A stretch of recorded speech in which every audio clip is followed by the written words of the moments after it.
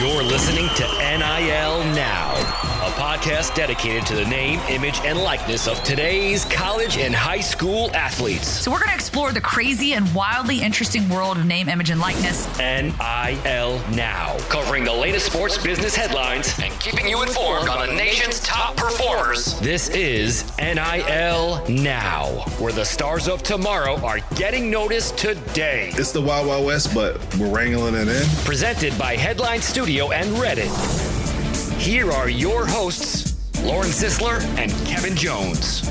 Hello, my friends, and welcome back to another episode of NIL Now, a production of Headline Studio and Reddit, where we cover the crazy and wildly interesting world of name, image, and likeness. Later on, we'll speak with Amherst College football wide receiver and the founder of Make Your Own Legacy Academy, Jack Betts. So stick around for that. He's got a lot of great information, a lot of great intel. You won't want to miss it. But first, we got to jump into these headlines with my friend, my co-host, Kevin Jones. What's up, Kevin? What's up? How you doing? NIL Headlines. So I think this is a good one for you, Kevin, specifically to weigh in on. And interesting story, begs a lot of questions. I'm going to defer to you on some of these to see if you can give us your take on it. So we're going to venture back down into the high school level because it's something that we've crossed over into a few times here on the show. But I think it's worth kind of bringing to the forefront because it is becoming more and more prominent and more of an issue, especially in this case. So this is Pete Thamel reporting this from ESPN on Julian Juju Lewis, a 15-year-old class of 2026 quarterback from Carrollton High School in Georgia. He has over 30 Division I offers. He threw for 48 touchdowns as a freshman. The guy's got 110,000 Instagram followers, and he also has, I guess, some of the mentorship coming from his high school coach that also coached Trevor Lawrence. And he's really highly touted him as someone that has that kind of talent. So with that being said, as you can imagine, there's a lot that kind of percolates from this because basically in the state of Georgia, he's not able to capitalize on NIL deals because that is legislation has not passed that. And so something that he quoted Juju said, he calls the lack of ability to profit off his own NIL definitely a little saddening and sums up the reality succinctly. It's not fair, to be honest. So give me your take on this as we are seeing more and more opportunities filter into the high school space. Yeah, I think the point that he said is not fair. I would say that's probably accurate. You think about other high school students, people who are, wanting to be actors and actresses and in different fields, they're able to capitalize off of their name, image, and likeness. And then in the sports space, because it's connected or your next level has to be, NCAA, they're kind of controlling that. So, well, it's not really just them. It's also obviously the laws in each state. And athletes in high school are now, especially in football and probably basketball, maybe even baseball too, are leaving certain states and to go play high school sports in other states so that they can, like California, so you can, I would say benefit off your name, image, and likeness. And he's probably one of those athletes that could do that. So I think if some of these states don't, change their rules, they're going to start losing athletes to go to other states. And I think it then starts to become a bigger deal once it becomes commonplace, right? So I think they need to really take a look at it. I know this is topic of conversation, like it's happening. People are talking about it, but they've been slow to move lately. You talk about this is happening, it's real. Well, that's exactly what his father, T.C. Lewis, told ESPN in this article as well. And just talking about, he specifically said, this is all part of the football revenue generating machine. The entire football machine is making money, not the players, right? And so he kind of is pointing to this sort of interesting dynamic where these games are obviously being televised on television. There's sponsors involved. There's money being exchanged. There's award ceremonies that are honoring his son. And oh, by the way, he's not seeing a penny of that. And so everything is definitely filtered down into the high school level. And to your point, how do you keep guys? How do you retain guys? And I think this article also points out a notable situation that happened to a defensive lineman, T.A. Cunningham, who left the state to essentially seek out an NIL deal, NIL monies, I should say, in California last year, and then ended up in a huge kind of pile of mess, if you will. You could stick the poop emoji next to it if you wanted to. Kind of ensnared in this whole broken promise situation, right? The eligibility issues and then all this stuff. So, you think about this, he ends up going to another state and then it doesn't work out. And then, oh, by the way, he's lost time, he's lost opportunity. And then this goes to court. But like that's some of that stuff you can't buy back. And so, it does come down to a business decision. But at the same time, you run into these situations where in this case for Juju, he's one of the top athletes in the state of Georgia. And because he happens to live in Georgia where legislation hasn't passed it, he's got to be looking over his shoulder and looking at everyone else and, other athletes that are able to capitalize on it and what that means for his future. I think that what needs to happen is, it's weird because you can't tell a family like, hey, well, I guess you got to move, right? But that's what the options are right now. So, but I don't think that's smart. I think if you got to take somebody out of their environment, maybe in the South in Georgia and drop them off in California, Hollywood, then that's going to be culture shock. The family has to go. It's just so many things that could be wrong with that. But also these states, I don't know if they're looking at it like this, a kid is making $1 million in high school, he has to pay taxes on that. Like that's tax benefits to the actual state, I would say, county or wherever they're at. But I don't know. I think it's a little weird that this rule even exists.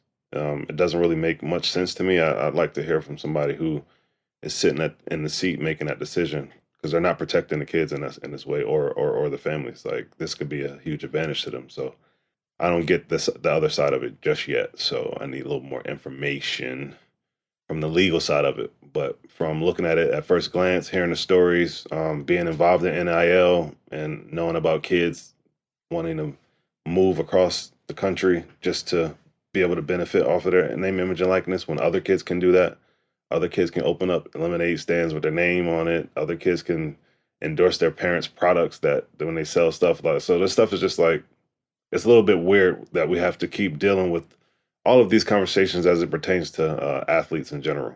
I think the industry is somewhat broken. We need to fix some of this stuff. All great points, Kevin. And that segues nicely into our second headline of the day. And this is basically a report that came out by Opendorse on how women in college athletics are benefiting from NIL and showing the percentages here as I read them aloud. Men's sports receive 77% of NIL compensation, while female athletes receive 23%. But there's a caveat here. There are more men in college athletics, bottom line, than there are women, largely because of football rosters, right? The ratios are just so significantly different that when you kind of pull those numbers apart and piece them back together without the football aspect of it, you take them out of this data and it now becomes, instead of 77 to 23%, it's now 58 to 43%, which really kind of levels the playing field quite a bit there. It's also worth noting the report shows that 49.5% of the money in NIL deals comes from donors, boosters, or collectives, but only 34% of the collectives create opportunities for female athletes. So most collectives raise money or accept donations for male sports and not necessarily for female sports, as we highlighted there in one of our episodes. With Mr. Mattress Mac, who pledged $1 million to the University of Houston's men's basketball team. Women did not obviously reap the benefits of that. I know that I'm the woman here in this discussion, but I feel like I just barfed up a mouthful here. So I'm just going to let you answer first, and then I'll jump in with my thoughts. How about that? Again, like even with this here, it's not really a new issue. It's something that we need to figure out, the equity and inclusion and being, fair across the board. But some of this, you got Title IX stuff, Title IX rules and things like that at colleges and universities. But that's just one avenue to, I would say, try to correct this or make it more evenly dispersed. But then you also have the donors and the audience who donate, right? So you can't really force them to maybe be interested or do something more than they have interest in. but we have to figure out ways to make maybe what we put out there as content and what we're asking for more interesting.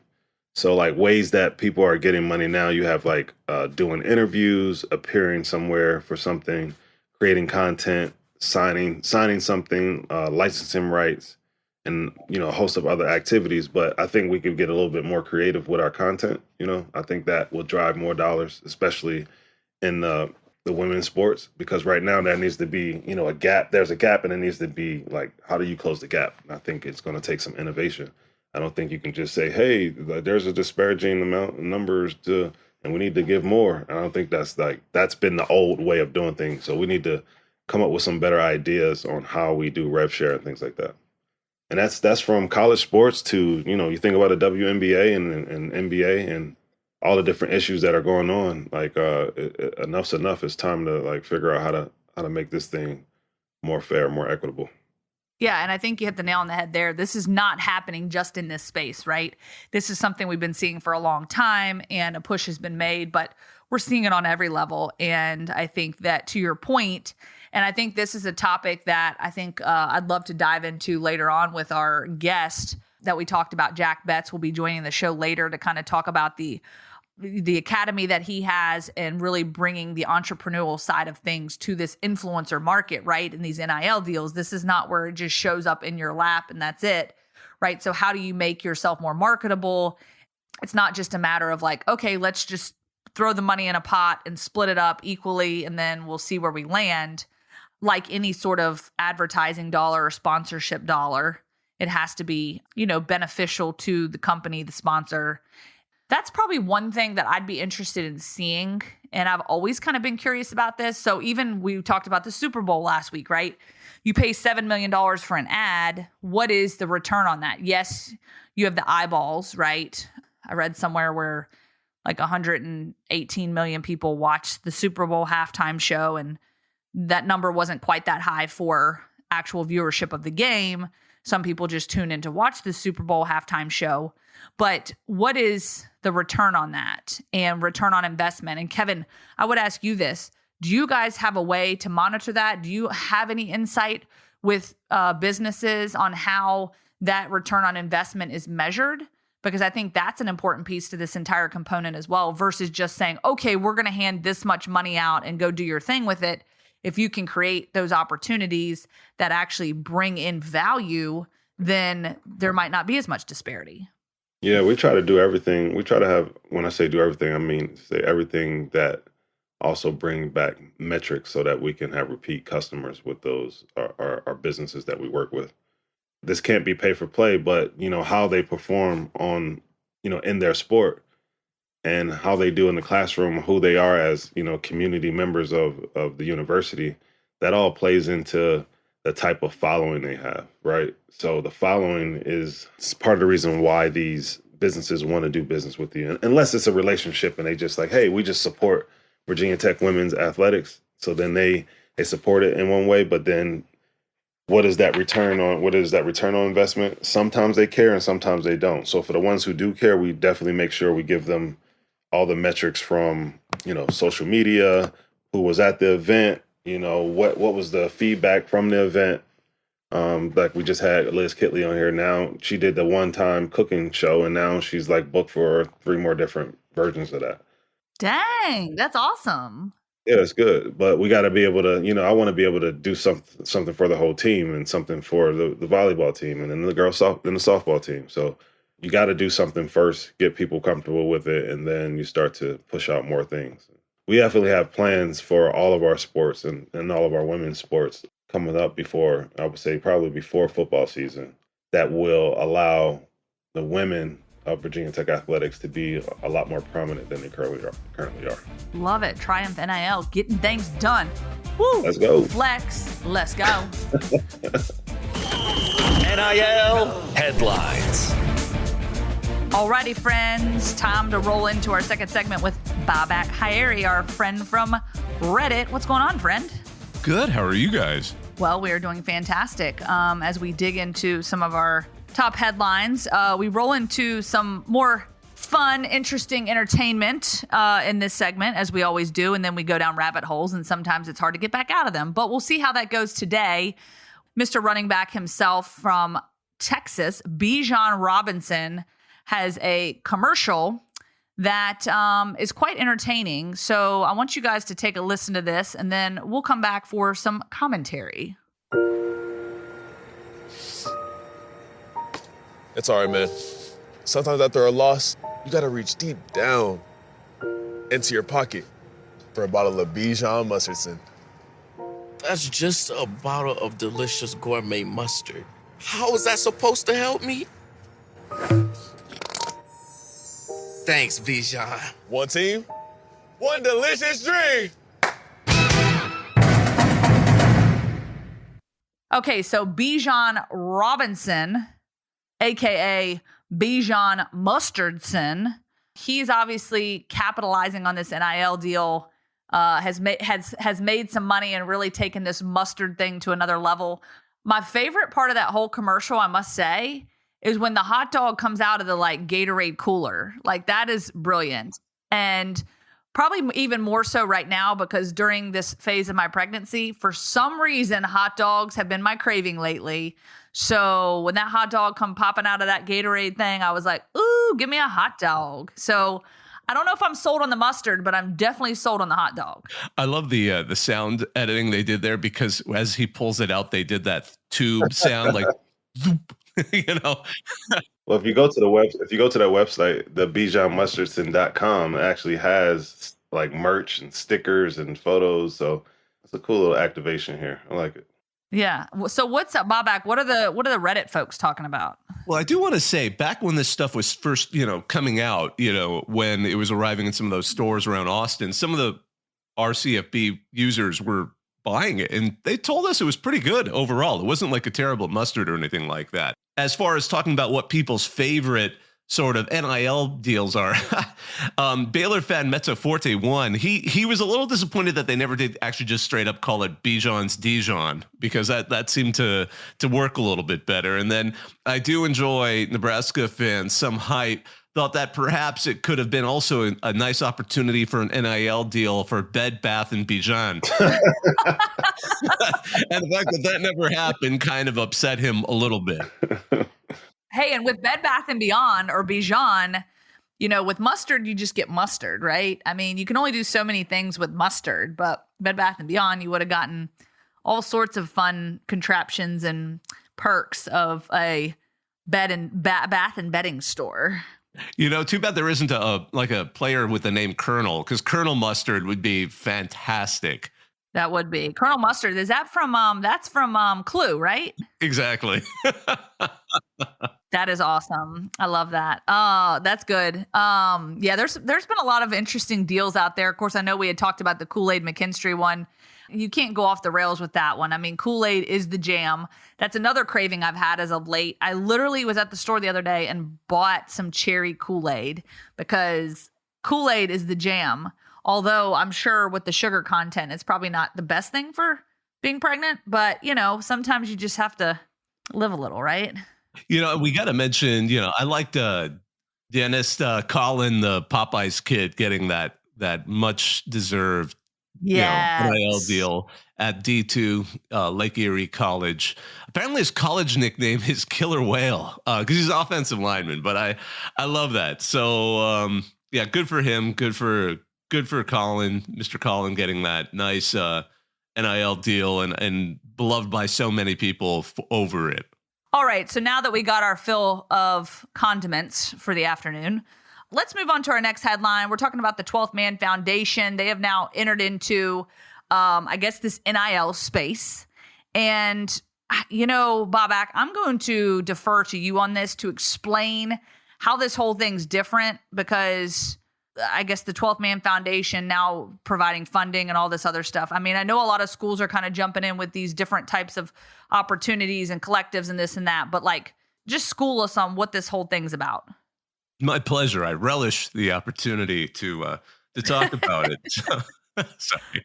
So what makes this one interesting is the 12th Man Foundation's been around for a while. It's 70 plus years old. It's a major part of Texas A&M's kind of financial complex that generates things for the Aggies program. So the foundation, which is affiliated with Texas A&M, but it's not officially part of it or the athletic department, allows it and gives it a little bit of room that some of these other athletic programs and official NIL kind of organizations don't already possess. It's interesting because they have, and this is somewhat, I'm not sure how many colleges have this kind of a affiliated foundation, but they have their own sort of points program for those who contribute to the program to get access to season tickets and things like that, despite being a completely separate entity from the university. Why that comes into play, it could allow donations to count as donor points, even though they're going to an NIL contract. Now, that's something schools can't necessarily do because it could cause problems with the school conferring, rewards to the donors upon money gained. That might give this particular NIL collective a little bit of an advantage. Of course, Andy Staples, who wrote this, put it in a good way. It's like, if they do it, they may have to then perhaps create a separate subsidiary. You get in the kind of weird rules because if you're a nonprofit, everything you do has to kind of go towards your nonprofit mission. It's unclear where NIL deals fit into that. So they may have to create like a for-profit entity to take in that money and then kind of figure out how to jig it around. Another problem, and this kind of came up with what happened with the whole Florida situation, is when you have a university like Texas A&M or Florida with an arm's length relationship, and they like to keep what we say an arm's length relationship, to just kind of put it in more lay terms. The idea is you want to have enough separation between a school and an entity so that if the entity does anything wrong, you could say, we had no idea. Oh, this wasn't us. Don't sanction us. That wasn't our problem. So sometimes that works. Sometimes it can be a problem if you don't exactly know what kind of deals are being cut. So that might also be sort of the risk involved here. If you have a foundation as substantial as a 12th Man Fund going at it and coming up with their own ideas, Texas A&M may want to know what's going on, but at the same time, they don't want to know what's going on. And that kind of came to a head with the whole Florida quarterback issue that they had. But going into all of this, it's a fascinating deal. If it works, and I think the point here is if it works, it could really change how a lot of these universities go about designing their NIL programs, because certainly some of these other programs, especially in the SEC, will do whatever they can to get that edge. I mean, we're seeing states like Florida change their rules just so that they can have a more competitive edge in the NIL market. So this is going to be one to watch. Let's dive into the Reddit pool and see what the friends in the deep end are talking about over here. One of my favorite comments was by, USC fan Veetsters, kind of put it well. Soon there's going to be no need to worry about recruiting because they're all going to go to Texas A&M anyway. Of course, the flip side of that, Texas A&M fan, the Craven one, said you'll still have to worry about recruiting, but it'll be easier since they're all centralized in the outgoing portal from A&M. And, a Houston fan followed up with how convenient, just pop over to the local A&M to pick up some recruits. No, this would make it, I would say easier for different programs. But again, it convolutes it a little bit because it becomes like an in-house thing, anytime, even though that entity is kind of like separate, but they're also full of the donor base that brings a little bit sticky, but we'll see if it works, because I know that a lot of donors, they get donor fatigue, right? So they don't want to always be spending money on so many different things, getting hit up for NIL, hit up for buildings, hit up for facilities. This would take care of the donor fatigue part, and they can get points for what they're giving like they do when they give to something else. But I almost think that they should just make the point system relevant, and without having to manage NIL. They should just, if donors are giving in one thing and then they also want to give and designate their money to NIL, then they should still get points. It's kind of simple. The department can just do that. That's a great point on donor fatigue. I think most, at least professionals, and obviously everyone who works in this field are on the side of recruiting, probably on fundraising.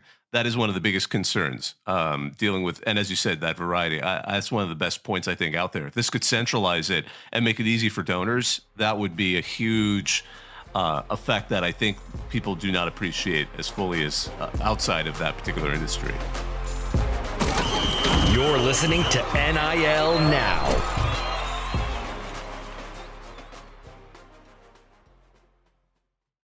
Okay, I'm really excited now for this part of our show as we welcome in our guest, Jack Betts, Amherst wide receiver. And he's got quite a resume. And before we jump into some of the details on that, I just want to welcome Jack into the show officially. How's it going, Jack? I'm doing well. Thank you for having me. I'm really excited to be here. Yeah, so I was reading through sort of your portfolio on your website. Of course, your website, jackbetts.com. That's jack-betts.com. Some interesting stuff, beautiful website, lots of great stuff there. Look, y'all, Jack, of course, I said a receiver at D3 Amherst, and he has over 30 NIL deals, y'all. 30 NIL deals with companies such as Body Armor, Fanatics, PSD, and Omaha Steaks. Look, some very recognizable brands there. I guess you're probably eating steak every other night now, which is pretty cool. But you've also built this personal brand, almost 5,500 followers on Instagram. And you were invited as a student athlete to delegate to the inaugural NIL Summit last summer in Atlanta, which I think is really cool. Also, the founder of Make Your Own Legacy Academy. We'll jump into that. But just first and foremost, I mean, you've really made your name and put a footprint in the NIL market, especially as a D3 athlete. Just take me through sort of how this all came to fruition and why this is so important to you to really dig your heels in and really make waves as an athlete at this level.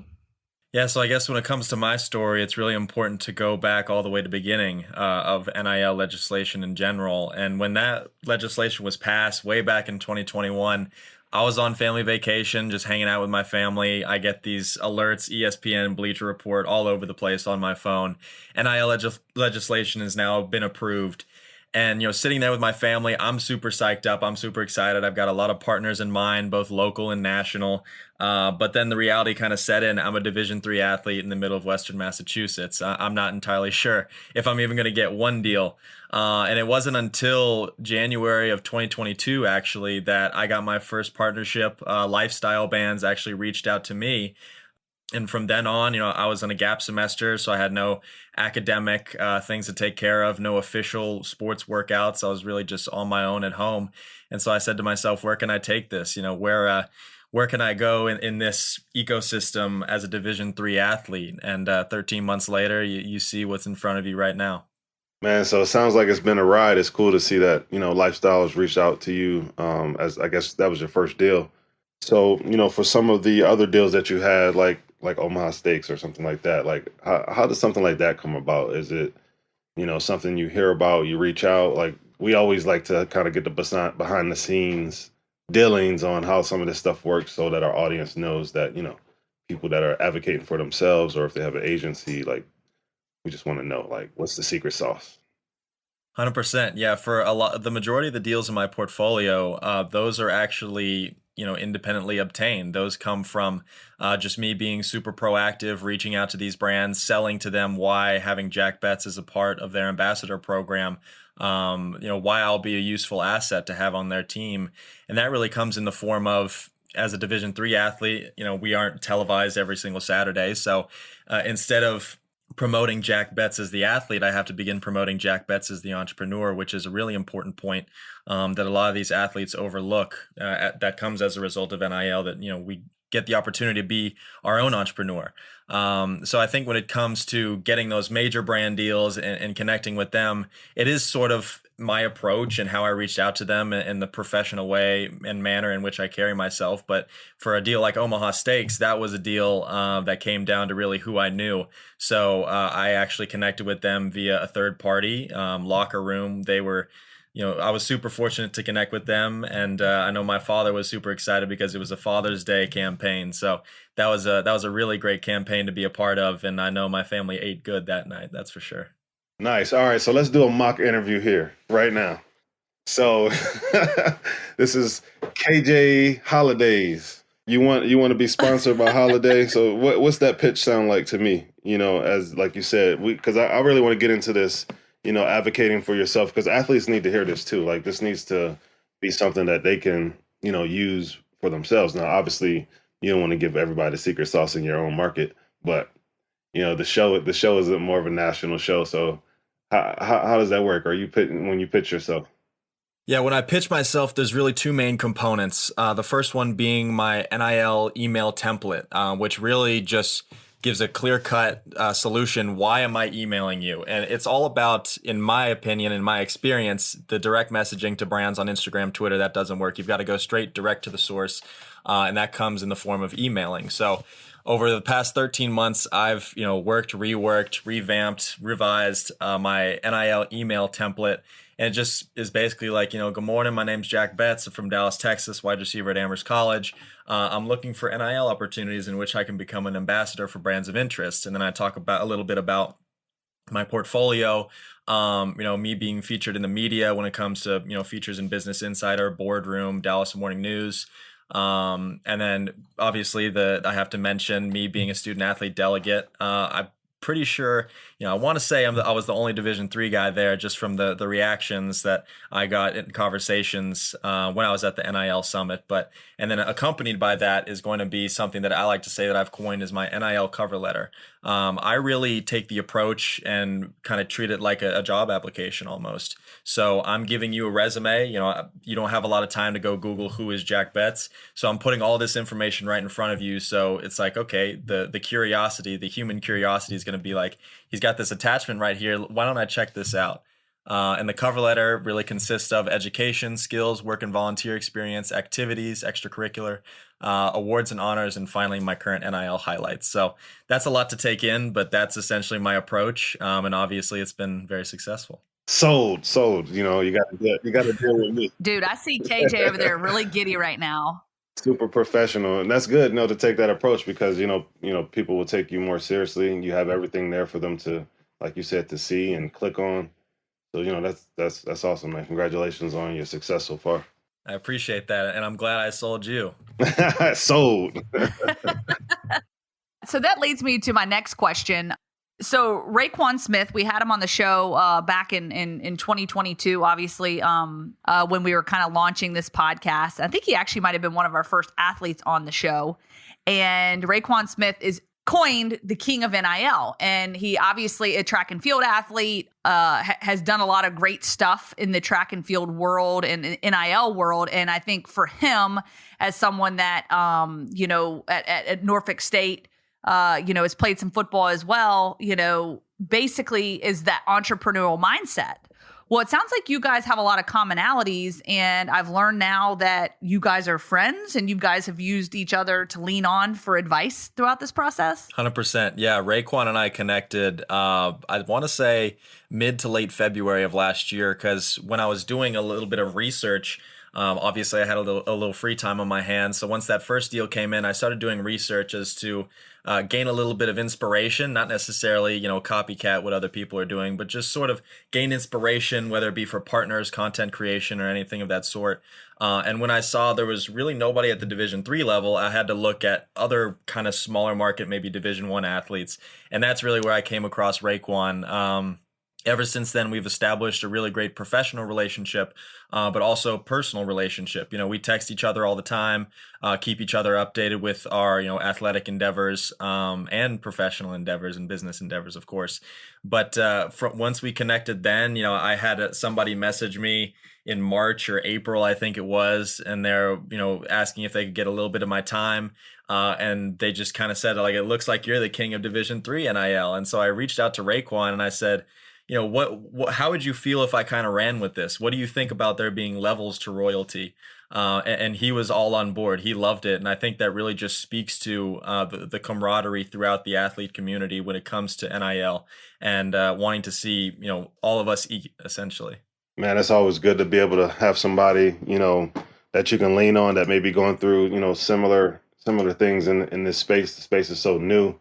But now you got two kings of NIL. That's dope. I guess now we need to be king and queens of NIL podcast as well. So we're going to roll with that. Absolutely. I love it. Yeah. Jack, tell us about Make Your Own Legacy Academy.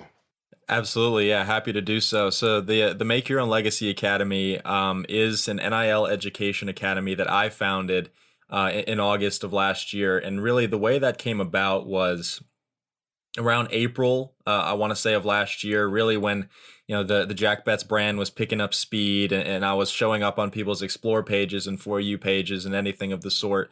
A lot of athletes, similar market, not going to be televised every single Saturday, began reaching out to me and saying, how did you build this brand? Do you have any industry tips and secrets and anything that you can just sort of pass on to us? And so I sat back and kind of said to myself, what if there was a more formalized approach to educating that smaller market athlete whose school doesn't necessarily have the resources to help them out, essentially? And that's kind of where the Make Your Own Legacy Academy came from. The saying, make your own legacy, is a mantra that I live my day by. Every single day I get out of bed, it's written on my whiteboard over there as I walk out the door. Before every football game since my freshman year here at Amherst, I'd write "Make Your Own Legacy" on my wrist tape. And the first cohort of athletes when we launched consisted of 21 athletes, obviously an ode to the number I wear on the field. And we just recently welcomed our winter cohort, which consisted of 12 athletes.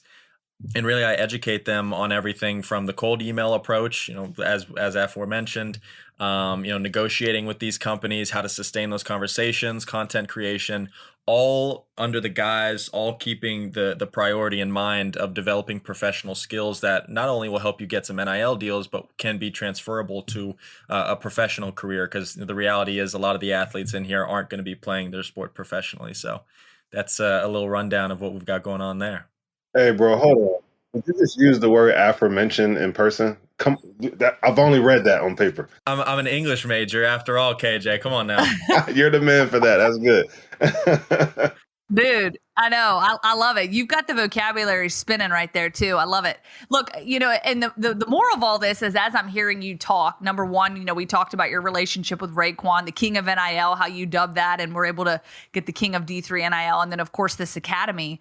I just think it speaks volumes to, number one, what you said at the very beginning of our segment is being an entrepreneur, right? It takes stepping out. Like, a lot of these deals aren't going to just come to you. And if they do, it might be these one-offs. Why not create these relationships? And this is going to serve you so well for so many years to come. And this is one thing I hear at every level. I'm close with the Alabama and Auburns here, living in Alabama. And, some of these guys, they go to the NFL, they go play, live out their dreams.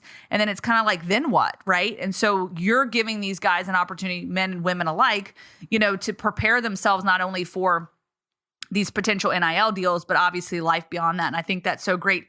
And I think it's so cool to see the camaraderie, right? It's not just a, I'm out for me kind of world, because I think there is enough to go around for everybody. And so I just love your approach with that. So why don't you tell everybody how we can find you, learn more about your academy and all that good stuff? Yeah, so my personal social media accounts, jbets21 on Instagram, jrbets21 on Twitter. Somehow somebody took jbets21. I'm still a little irritated about that. I was about to say, who snagged that? That's so frustrating. I don't know. On every level. Your guess is as good as mine. I still need to figure that out and track them down. And then at the MYOL Academy on Instagram as well. So those are my three primaries. And obviously you can find me on LinkedIn. And yeah, happy to connect. Love that. So, of course, you got all the socials going on. LinkedIn is obviously another great place, especially from the entrepreneurial side of things and when you kind of get into that business world. So I love how you've connected with everybody. Again, thank you so much to Jack Betts, wide receiver at Amherst College, doing his thing, making waves, bringing the NIL world to light. And we're excited to continue watching your success. Yeah, man, we appreciate you. And thanks again for coming on. Absolutely. Thank you. Huge honor. All right, that's Jack. And of course, you can follow us on our show, NIL Now show, on Instagram and Twitter. Of course, you can also follow us on Reddit. Get the scoop, weigh in, tell us what you think of the show. And of course, you can find next week's episodes wherever you listen to your podcast. Thank you again to Bobak and the Reddit College Football team for their help. You can follow them at College Football, Reddit College Football on Twitter and online. I'm Lauren Sisler. My co-host is Kevin Jones. And a big thanks to our audio engineer, Colin Schmeling, our associate producer, Dean Zolkowski, and our executive producers, Richard Diamond, Selena Roberts, and Scott Roeder. Until next time, y'all, we'll see ya. Thanks for listening to NIL Now, presented by Headline Studio and Reddit.